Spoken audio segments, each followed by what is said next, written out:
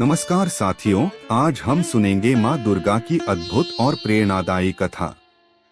यह वही कथा है जो हमें बताती है कि जब जब अधर्म और अन्याय बढ़ा है, तब तब माँ दुर्गा ने अपने विभिन्न रूपों में प्रकट होकर संसार की रक्षा की है। कथा की शुरुआत होती है महिषासुर से। महिषासुर ने कठोर तप करके ब्रह्मा जी से वरदान पाया कि कोई देवता, दानव या पुरुष उसका वध नहीं कर सकेगा। वरदान पाकर वह अत्याचारी बन गया और तीनों लोकों में उत्पात मचाने लगा। उसने देवताओं को स्वर्गलोक से निकाल दिया और स्वयं स्वर्ग का स्वामी बन बैठा। असहाय देवता भगवान विष्णु, शिव और ब्रह्मा के पास पहुँचे। देवताओं की व्यथा सुनकर उनके क्रोध और तेज से एक दिव्य शक्ति प्रकट हुई, वही माँ दुर्गा थी।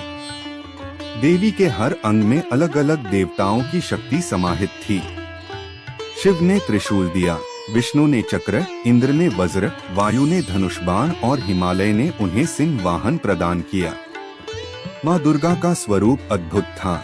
10 भुजाएं, प्रत्येक में अलग अलग अस्त्र शस्त्र, मुख पर दिव्य आभा और सिंह पर सवार।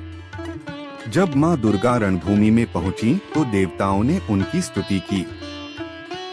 युद्ध आरंभ हुआ। महिषासुर कभी मनुष्य, कभी हाथी, कभी शेर तो कभी भैंसा बनकर देवी से लड़ा। कई दिनों तक भीषण युद्ध चला। अंततः माँ ने त्रिशूल से उसका वध कर दिया। तभी से वे महिषासुर मर्दिनी कहलाईं। लेकिन असुरों का आतंक यहीं समाप्त नहीं हुआ। शुंभ और निशुंभ नामक 2 असुरों ने पुनः देवताओं को हराकर स्वर्गलोक पर अधिकार कर लिया। तब माँ ने कात्यायनी रूप धारण किया। उनके साथ चंड, मुंड और रक्तबीज जैसे भयंकर असुर भी आए। रक्तबीज सबसे कठिन शत्रु था, क्योंकि उसकी रक्त की हर बूंद से नया असुर उत्पन्न हो जाता था। तब माँ ने काली रूप धारण किया और उसका सारा रक्त पीकर उसका अंत किया। इसके बाद चंडमुंड का वध कर वे चामुंडा नाम से प्रसिद्ध हुई। धूम्रलोचन को उन्होंने केवल हूँ ध्वनि से ही भस्म कर दिया और अंत में शुंभ निशुंभ दोनों का संहार किया। इस प्रकार माँ दुर्गा ने बार बार असुरों का नाश कर धर्म की रक्षा की। नवरात्रि में इन्हीं 9 रूपों की पूजा की जाती है: शैलपुत्री, ब्रह्मचारिणी, चंद्रघंटा, कूष्मांडा, स्कंदमाता, कात्यायनी, कालरात्रि, महागौरी और सिद्धिदात्री।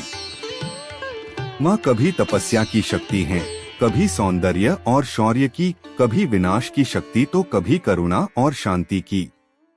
माँ दुर्गा के हाथों में जो अस्त्र शस्त्र हैं, वे हमें जीवन में साहस, विवेक और संयम की शिक्षा देते हैं।